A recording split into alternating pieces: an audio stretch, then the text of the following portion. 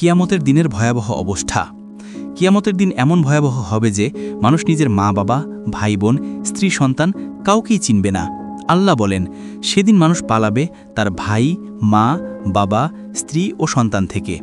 প্রত্যেকেরই থাকবে এমন এক চিন্তা যা তাকে ব্যস্ত রাখবে। সূরা আবাসা 34-37। যখন সূর্যকে পেঁচিয়ে ফেলা হবে, যখন তারারা ঝরে পড়বে, যখন পাহাড়গুলোকে উড়িয়ে দেয়া হবে। সূরা তাকবীর 1-3। পৃথিবীর ধ্বংস।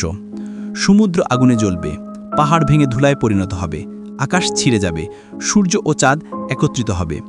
যেদিন পৃথিবী ও পর্বত কাঁপবে এবং পর্বতগুলো হবে বালুর ঢিবির মতো। সূরা মুজাম্মিল 14। পুনরুত্থান।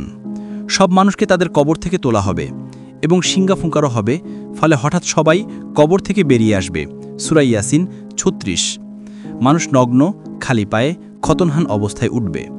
রাসূলুল্লাহ সাল্লাল্লাহু আলাইহি ওয়াসাল্লাম বলেন, মানুষকে হাসরের ময়দানে খালি পায়ে, নগ্ন এবং খতনহান অবস্থায় একত্রিত করা হবে। সাহিহুল বুখারী, সাহিহুল মুসলিম। আমলনামা ও হিসাব। প্রত্যেক ব্যক্তির আমলনামা তার হাতে দেয়া হবে। ডান হাতে পাবে মুমিনরা, বাম হাতে বা পিছন দিক থেকে পাবে কাফির ও পাপীরা। যে তার আমলনামা ডান হাতে পাবে সে আনন্দে বলবে, নাও পড়ে দেখো আমার হিসাব। সূরা হাক্কা 19।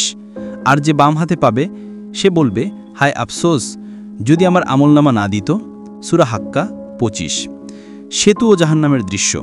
হাসরের পরে সবাইকে সিরাত সেতু পার হতে হবে, একটি সেতু যা জাহান্নামের উপর দিয়ে যাবে। মুমিনরা সহজে পার হবে, পাপীরা তাতে পড়ে যাবে। জান্নাত ও জাহান্নাম। হিসাবের পর মানুষ দুই ভাগে বিভক্ত হবে। মুমিনরা যাবে জান্নাতে, যেখানে থাকবে শান্তি, সুখ ও অনন্ত জীবন। অবিশ্বাসীরা ও পাপীরা যাবে জাহান্নামে, যেখানে থাকবে আগুন, যন্ত্রণা ও অনন্ত শাস্তি।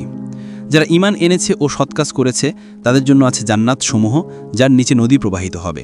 সূরা বাকারা 2। যারা অবিশ্বাস করেছে তাদের জন্য আগুনের পোশাক তৈরি করা হয়েছে। সূরা হজ 19। কিয়ামতের দিনের দৈর্ঘ্য।